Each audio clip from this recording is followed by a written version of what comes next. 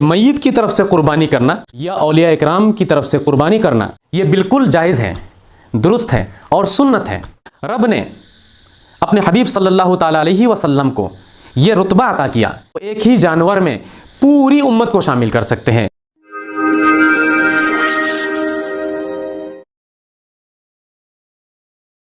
بسم اللہ الرحمن الرحیم۔ ایک سوال آیا ہے جناب محمد بلال احمد صاحب کی طرف سے، جو گواہٹی سے بلونگ کرتے ہیں، کہ کیا میں اپنے مرحوم ماں باپ کے نام سے یا اولیاء اکرام کے نام سے قربانی کر سکتا ہوں؟ کیا یہ وما اہل بہ لغیر اللہ میں داخل ہے؟ برائے مہربانی جواب عنایت کریں، اللہ آپ کو خوش رکھے اور اجر عطا کریں۔ جناب محمد بلال احمد صاحب، اللہ تعالیٰ آپ کو بھی خوش رکھے اور ہم سب کو خوشیاں عطا کریں۔ دیکھیے، میت کی طرف سے قربانی کرنا، بالخصوص مرحوم ماں باپ کی طرف سے یا دیگر مرحومین کی طرف سے یا اولیاء اکرام کی طرف سے قربانی کرنا، یہ بالکل درست ہے، جائز ہے اور سنت ہے۔ اس میں شرعاً کوئی ممانعت نہیں ہے، اور نہ ہی یہ وما اہل بہ لغیر اللہ میں داخل ہے۔ دیکھیے، جو قربانی میت کی طرف سے کی جاتی ہے اس کا مطلب کیا ہے؟ اس کا مطلب یہ ہے کہ قربانی تو اللہ تعالیٰ کے نام پر ہی ہوتی ہے، ادائیگی مرحومین کی طرف سے کی جاتی ہے، اور رب تعالیٰ سے یہ امید رکھی جاتی ہے کہ وہ اسے قبول کر لیں اور جو بھی اجر ہے یہ مرحومین کو عطا کر دیں۔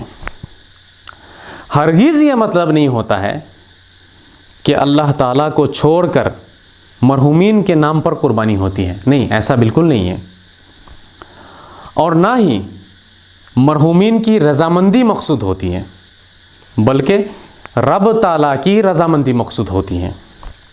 یہ بہت ضروری ہے، اسے آپ یاد رکھیے گا۔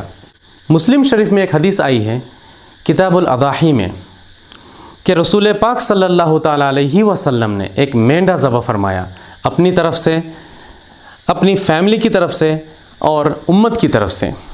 آئیے حدیث کے الفاظ دیکھتے ہیں۔ وَأَخَذَ الْكَبْشَ فَأَضْضَعَهُ ثُمَّ ذَبَحَهُ ثُمَّ قَالَ بِسْمِ اللَّهِ اللَّهُمَّ تَقَبَّلْ مِنْ مُحَمَّدٍ وَآلِ مُحَمَّدٍ وَمِنْ أُمَّةِ مُحَمَّدٍ ثُمَّ ضَحَّ بِهِ، کہ رسول پاک صلی اللہ تعالیٰ علیہ وسلم نے مینڈا پکڑا، اسے لٹایا اور فرمایا، یا رب تو اسے قبول فرما لے میری طرف سے، میری فیملی کی طرف سے اور میری امت کی طرف سے۔ اس کے بعد ذبح فرمایا۔ یہ حدیث ایک مضبوط دلیل ہے اس باب میں۔ اس حدیث میں امت کا لفظ آیا ہے جو کہ عام ہے، یہ زندوں کو بھی شامل ہے، مردوں کو بھی شامل ہے۔ جب کسی عام پر حکم لگایا جاتا ہے تو اس عام کے ماتحت جتنے بھی افراد ہوتے ہیں یہ حکم ان سب کو شامل ہوتا ہے۔ یہ ایک ضابطہ ہے، یہ ایک اصول ہے۔ جب امت کی طرف سے قربانی کی گئی تو یہ قربانی زندوں کی طرف سے بھی ہو گئی، مردوں کی طرف سے بھی ہو گئی۔ اسی لیے میں نے کہا تھا کہ میت کی طرف سے قربانی کرنا یہ سنت ہے۔ بعض علماء اس حدیث کے بارے میں کہتے ہیں کہ یہ حدیث رسول پاک صلی اللہ تعالیٰ علیہ وسلم کے ساتھ خاص ہے، خصائص میں سے ہے، اور اسی لیے وہ اس حدیث کو دلیل نہیں بناتے ہیں، جبکہ ان کا یہ گمان، ان کا یہ قول صواب سے بعید ہے اور درست نہیں ہے۔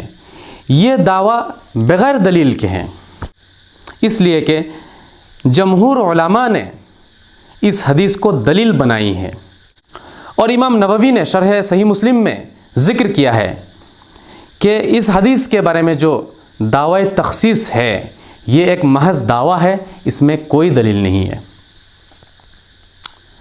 اور اگر مان بھی لیتے ہیں کہ یہ حدیث آقا علیہ الصلوۃ والسلام کے ساتھ خاص ہے، تب بھی اس حدیث سے یہ ثابت ہوتا ہے کہ میت کی طرف سے قربانی کرنا سنت ہے۔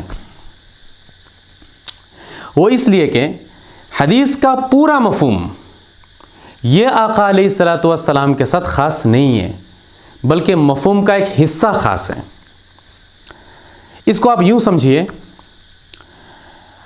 इस हदीस से मुतअद्दिद अहकामात साबित होते हैं, लेकिन बिलखुसूस मैं आपको 5 अहकामात के बारे में बताता हूँ। पहला हुक्म, मेंढे की कुर्बानी करना सुन्नत है, ये साबित होता है। दूसरा, खुद की तरफ से कुर्बानी कर सकते हैं। तीसरा, फैमिली की तरफ से कर सकते हैं। चौथा, दिगर मोमिनीन की तरफ से आप कुर्बानी कर सकते हैं। पांचवा, एक ही जानवर की कुर्बानी पूरी उम्मत की तरफ से करना। तो ये 5 अहकामात हैं। इनमें से जो पहले के 4 हैं ये मखसूस नहीं है, बल्कि ये आम है, इसलिए कि मेंढे की कुर्बानी हम भी कर सकते हैं, खुद की तरफ से कुर्बानी कर सकते हैं, फैमिली की तरफ से कर सकते हैं, दिगर मोमिनीन की तरफ से कर सकते हैं। यही जमहूर उलमा की राय है। और रही बात ये 5वां जो हुक्म है, एक ही जानवर की कुर्बानी पूरी उम्मत की तरफ से करना, तो ये आका अलैहिस्सलातु वस्सलाम के साथ ख़ास है, ये खुसूसियात में से हैं। रब ने अपने हबीब सल्लल्लाहु ताला अलैहि वसल्लम को ये रुतबा अता किया, ये शरफ़ अता किया कि अगर आप चाहें तो एक ही जानवर में पूरी उम्मत को शामिल कर सकते हैं, पूरी उम्मत की तरफ से उसकी कुर्बानी कर सकते हैं। जबकि उम्मत के लिए ये हदबंदी है कि अगर जानवर बड़ा भी है तब भी साथ ही शरीक हो सकते हैं। तो मेरे भाई, ये थी खुसूसियत आका अलैहिस्सलातु वस्सलाम की, जो कि हदीस का एक हिस्सा है। लेकिन हदीस का जो दूसरा हिस्सा है या बाकी जो मफ़हूम है ये आम है, ये ख़ास नहीं है। लिहाजा पता चला कि ये हदीस दलील बन सकती है। इसे मखसूस कह कर इसको दलील ना बनाना ये गलत है, ये मुनासिब नहीं है।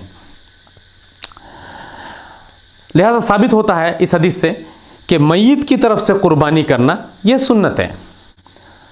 और यहीं पे ये बात भी साबित होती है कि औलिया इकराम की तरफ से कुर्बानी करना ये सुन्नत है, इसलिए कि उम्मत का जो लफ्ज़ है ये आम है, इसमें औलिया और गैर औलिया सब शामिल हैं।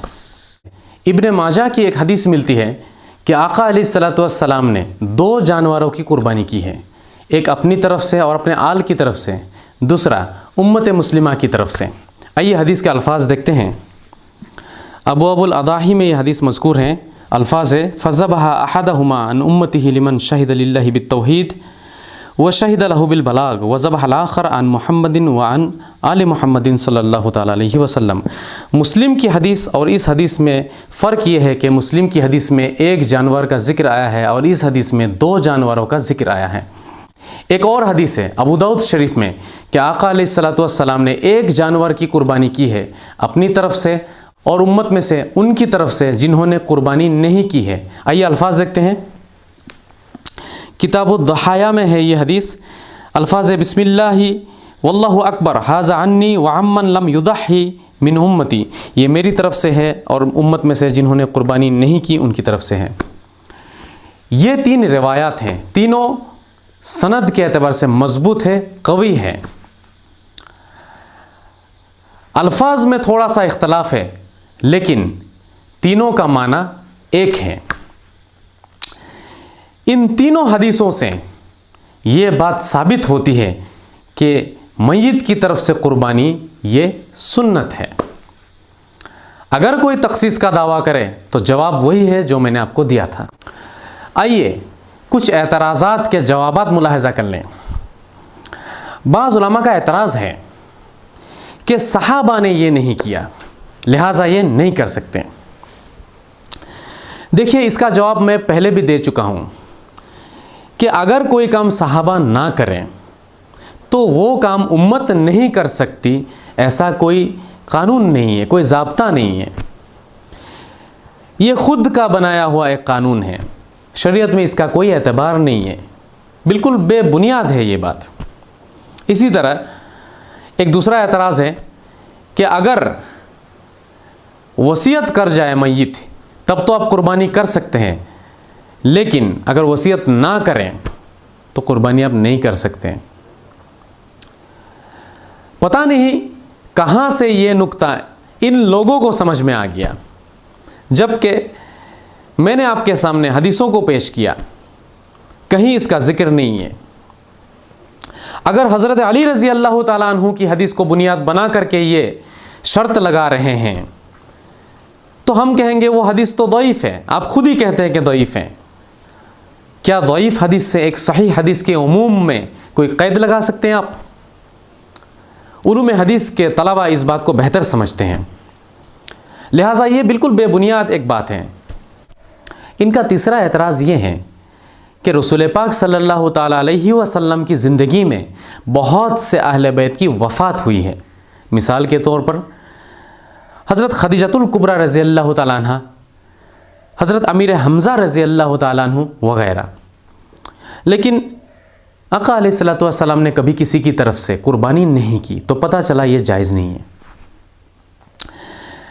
اس کا جواب تو یہ ہے کہ جب پوری امت کی طرف سے آقا علیہ الصلوۃ والسلام نے قربانی کر دی تو پھر الگ الگ ہر ایک کے نام سے قربانی کرنے کا کیا مطلب ہے؟ حدیث کے الفاظ تو عام ہیں، اہل بیت کو بھی شامل ہے، غیر اہل بیت کو بھی شامل ہے، زندوں کو بھی شامل ہے، جو وفات پا چکے ہیں ان کو بھی شامل ہے۔ تو جب سب کی طرف سے قربانی ہو گئی تو الگ الگ قربانی کرنے کی کوئی ضرورت نہیں تھی۔ دوسری بات، اللہ تعالیٰ نے رسول پاک صلی اللہ تعالیٰ علیہ وسلم کو وہ رتبہ عطا کیا ہے، وہ شرف عطا کیا ہے کہ آپ ایک ہی جانور کی قربانی میں پوری دنیا کو شامل کر سکتے تھے، پوری امت کو شامل کر سکتے تھے۔ جب یہ مقام حاصل ہے، جب یہ مرتبہ حاصل ہے، تو ایسی صورت میں الگ الگ ہر ایک کے نام پہ قربانی کرنے کا کوئی مطلب نہیں تھا۔ میرے بھائی، ہمیں چاہیے کہ ہم الگ الگ ہر ایک کے نام سے قربانی کریں اگر ہمارے پاس طاقت ہے، اس لیے کہ پوری امت کو ہم ایک جانور میں شامل نہیں کر سکتے ہیں۔ یہ رسول پاک صلی اللہ تعالیٰ علیہ وسلم کی خصوصیات میں سے ہیں۔ تو لہٰذا یہ اعتراض بالکل بے بنیاد ہے، اس کا کوئی مطلب نہیں ہے۔ ان کا چوتھا اعتراض ہے کہ طبعاً تو جائز ہے لیکن مستقلاً جائز نہیں ہے۔ کیا مطلب؟ یعنی زندوں کے ساتھ ملا کر کے اگر آپ مردوں کی طرف سے کریں قربانی تب تو جائز ہے، لیکن الگ سے اگر مردوں کے نام سے کریں تو جائز نہیں ہے۔ واہ، کیا بات ہے! بہت زبردست ایک نکتہ ہے یہ، پتہ نہیں کہاں سے سمجھ میں آ گیا۔ یہ تو ایسی بات ہو گئی کہ گڑ کھائیں اور گلگلوں سے پرہیز۔ میرے بھائی، جب ایک ساتھ ملا کر کے جائز ہے تو الگ الگ کیوں نہیں جائز ہے؟ یہ کہاں کا قانون ہے؟ یہ کون سا ضابطہ ہے؟ کہاں سے سمجھ میں آ گیا یہ؟ دیکھیے، یہ بالکل خرافات ہیں، ان باتوں کی طرف بالکل دھیان نہیں دینا چاہیے۔ تو میرے پیارے ناظرین، اگر آپ اپنے مرحوم ماں باپ کی طرف سے یا اولیاء اکرام کی طرف سے قربانی کرنا چاہتے ہیں تو آپ کر سکتے ہیں، یہ بالکل جائز ہے، درست ہے اور سنت ہے، ایک عظیم ثواب کا کام ہے۔ لیکن ایک بات کا ضرور خیال رکھیں، سب سے پہلے آپ اپنی طرف سے قربانی ادا کریں، اس لیے کہ اگر آپ مالک نصاب ہیں تو آپ پہ قربانی واجب ہے، لیکن مرحومین کے اوپر قربانی واجب نہیں ہے۔ تو لہٰذا آپ اپنی طرف سے قربانی ادا کر لیں، اس کے بعد اگر رب نے آپ کو توفیق دی ہے، طاقت دی ہے، تو آپ مرحومین کی طرف سے ادا کر سکتے ہیں۔ گفتگو اگر آپ کو پسند آئے تو دعا کیجئے گا، اور اگر آپ کے دل میں کوئی سوال ہے تو ضرور بتائیے گا، جواب دیا جائے گا۔ خدا حافظ، فی امان اللہ۔